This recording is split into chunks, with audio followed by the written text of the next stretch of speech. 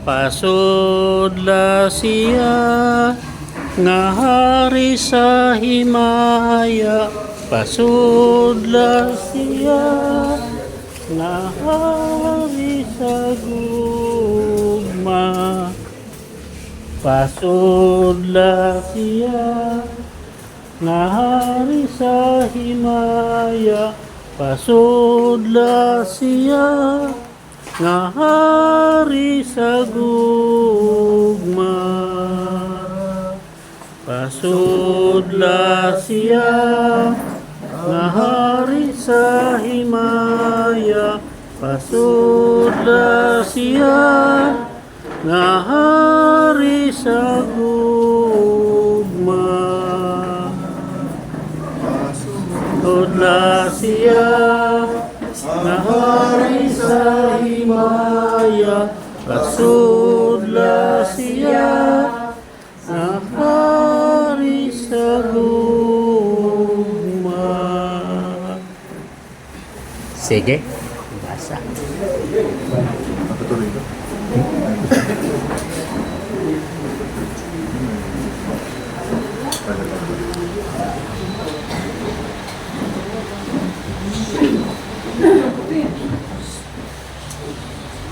Ang Santos na Ebanghelyo gikan ni Marcos 8:9. Kimaya o ikaw ginawa.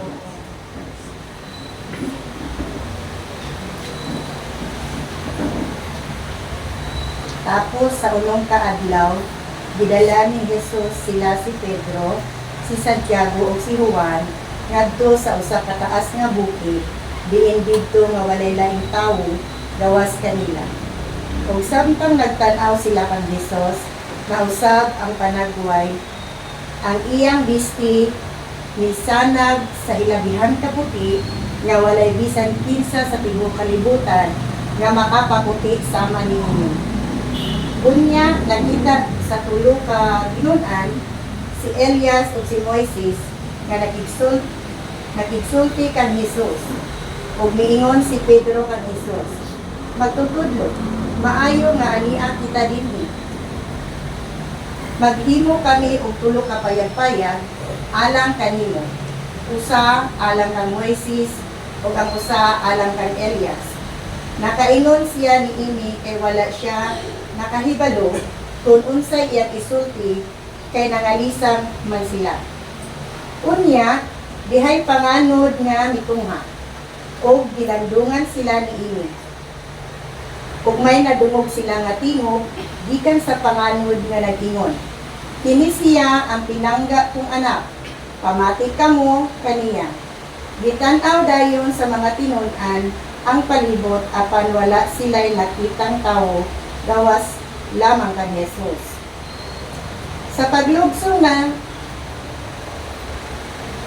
naglugsong na sila sa bukid, didid-an sila ni Jesus sa pagpanugilon ng bisan kinsa sa ilang nakita hangtod sa anak sa tao na banhaw na. Gituman nila ang iyang sugo, apan nalibog sila kung unsa ang kahulugan sa giingon niyang pagkabanhaw, ang pulong sa Diyos. Salamat sa Diyos. Sige, malingkod ka. Basag ba? Basag. Basag balik.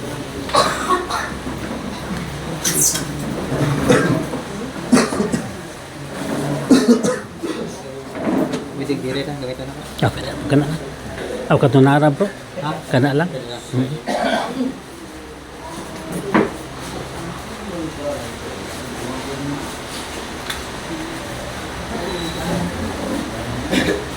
Ang pagbasa sa Santos na Ebanghelyo sumala ni San Mateo. Tapos sa unong kaadlaw, gidala ni Jesus sila si Pedro, si Santiago ug si Juan ngadto sa kataas nga bukid. Diin dito walay laing tao gawas kanila. Ug samtang nagtan-aw sila kang Jesus, nausab ang iyang panagway. Ang iyang bisti misanag sa hilabihang kaputi nga walay bisan kinsa sa tibuok kalibutan nga makapaputi sama niini. Unya nakita sa tulo ka tinun-an si Elias ug si Moises nga nakigsulti kang Hesus. Ug miingon si Pedro kang Hesus, magtutudlo. Mayo nga ania kita dinhi. Maghimo kami og tulo ka payag-payag. Usa alang kanimo, usa alang kang Moises, ug usa alang kang Elias. Nakaingon siya niini kay wala siya nahibalo kung unsay iyang isulti kay nangalisang man siya. Unya dihay panganod nga mitungha ug gilandungan sila niini. Ug may nadungog silang tingog gikan sa panganod nga nag-ingon. Kini siya mao ang pinangga ng anak. Pamati kamo kaniya. Gitanaw dayon sa mga tinun-an ang palibot apan wala na sila nakitang tao gawas lamang kang Hesus. Sa naglugsong na sila sa bukid, gididaan sila ni Hesus sa pagpanugilon kang bisang kinsa sa ilang nakita hangtod nga ang anak sa tao mabanhaw na. Ituman nila ang iyang sugo apan nalibog sila kung unsa ang kahulugan sa giingon niyang pagkabanhaw. Ang Ebanghelyo sa Ginoo. Very